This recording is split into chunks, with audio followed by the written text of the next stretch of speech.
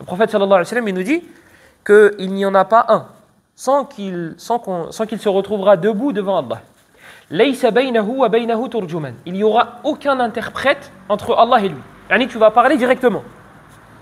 Fayanzuru aymana minhu. Tu regarderas à ta droite et tu verras que tes œuvres. Tu regarderas à ta gauche, tu verras que tes œuvres.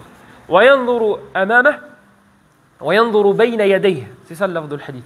Wayanzuru bayna yadayhi, il regardera devant lui, fala yara illa an-nara tilqa'a wajhihi. Il ne verra que le feu. Fattaqun nara walaw bi shiqqi tamra. Alors craignez le feu, yani l'enfer, ne serait-ce qu'avec un morceau de date. Qu'est-ce que ça veut dire craindre le feu ne serait-ce qu'avec un morceau de date? Qu'est-ce que ça veut dire ça? Craindre le feu ne serait-ce qu'avec un morceau de date. C'est-à-dire on prend une date, on la jette dans le feu? Ça veut dire quoi? Fattaqun nara walaw bi shiqqi tamra. Craignez le feu ne serait-ce qu'avec un morceau de date. Yani, oui, j'ai entendu du bruit. Peut-être c'est un djinn. Sadaqa, ahsant. Sadaqa, les aumônes. Ça veut dire, faites des aumônes ne serait-ce qu'avec un morceau de date. Toi tu dis, mais Hachem, c'est la moitié d'une date. Ou là c'est un morceau de date. Je ne vais pas faire une sadaqa avec ça. Là, c'est peut-être ça qui va te sauver entre les mains d'Allah. Peut-être cette hasana-là, elle va faire en sorte que tu ne fasses pas partie des gens de l'A'raf. Les gens qui seront entre le paradis et l'enfer. Peut-être c'est cette hasanat-là. Peut-être que le moment où tu as donné ce morceau de date, Allah il a vu une foi tellement énorme dans ton cœur qu'il t'a pardonné tes péchés via cette action-là. C'est pour ça que le prophète sallallahu alayhi wa sallam il nous dit La tahqiranna min al-ma'ruf shay'a walau an talqa akhaka biwajhin talq. Ne dénigre rien concernant les bonnes actions.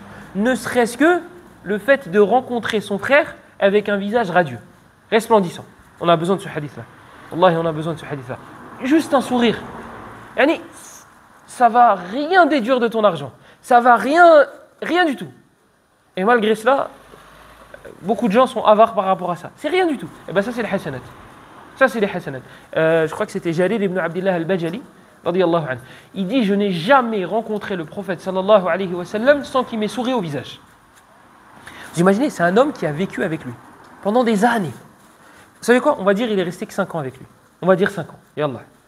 5 ans. 5 ans. Tu restes avec un homme, à chaque fois qu'il te voit, il te sourit au visage. Tu t'imagines? Tu crois qu'il n'a pas de problème dans sa vie, lui? Le prophète sallallahu alayhi wa sallam, il a perdu ses enfants, on l'a dit vendredi. Sur 7, il en a perdu 6. Il en a vécu des batailles, il en a surmonté des difficultés. Juste quand il a annoncé qu'il était prophète, ses 2 filles ont été, ils ont été divorcés.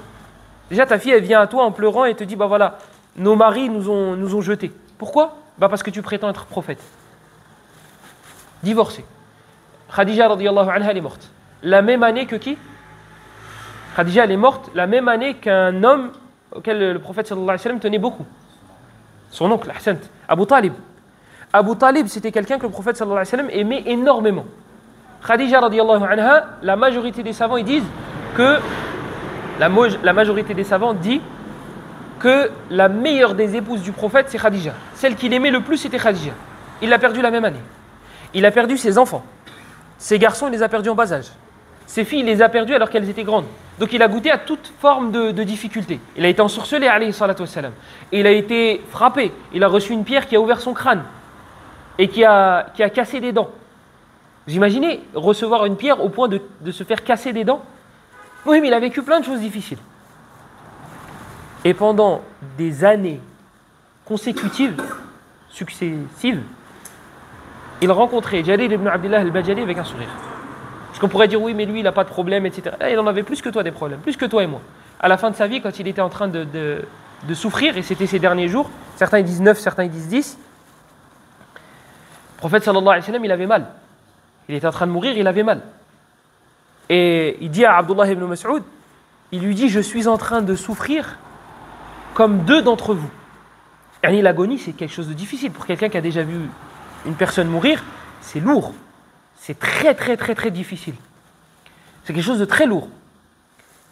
Et le prophète sallallahu alayhi wa sallam, il dit à Abdullah ibn Mas'ud, il dit, moi, je souffre 2 fois plus que vous. Moi, j'ai le double. Regardez Abdullah ibn Mas'ud ce qu'il lui dit pour le rassurer. Il lui dit, ya Rasulallah, c'est parce que tu as 2 fois notre récompense. 2 fois. Toi, elle est multipliée par 2 la récompense. Il a 2 fois la récompense des compagnons. Donc il a souffert jusqu'à la fin de sa vie. Même à la fin, quand il agonisait, il sentait encore le poison de la juive qui lui avait mis quelque chose dans la nourriture. Toutes formes de difficultés ont été réunies chez Mohammed sallallahu alayhi wa sallam. Le poison, les difficultés financières, physiques, etc., etc., etc. Et malgré cela, pendant des années, il rencontre Jalil ibn Abdullah al-Bajali, si c'est lui, si ma mémoire ne me trompe pas. Il le rencontre pendant des années et il dit, il m'a toujours souri. À chaque fois qu'il me voyait, il me souriait. Alayhi salatu wassalam. Elle est où la religion difficile? Elle est où la religion des barbares? Elle est où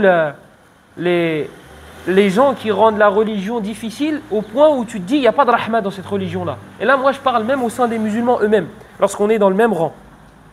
Le même rang, c'est une image, pas le rang de la salat. On est dans le même rang. Et que tu rencontres ton frère avec un visage fermé, comme s'il te devait... il t'avait volé ton argent, tes enfants et tes biens, et tes épouses. Il t'a rien fait. Et il te rencontre, il a un visage fermé, subhanallah, et pour lui dire salam, Allah il sahel. Si tu veux lui dire salam, il faut chercher son regard, salam alaikum. Et il va te répondre. Ah, il est pas assez, alaikum salam.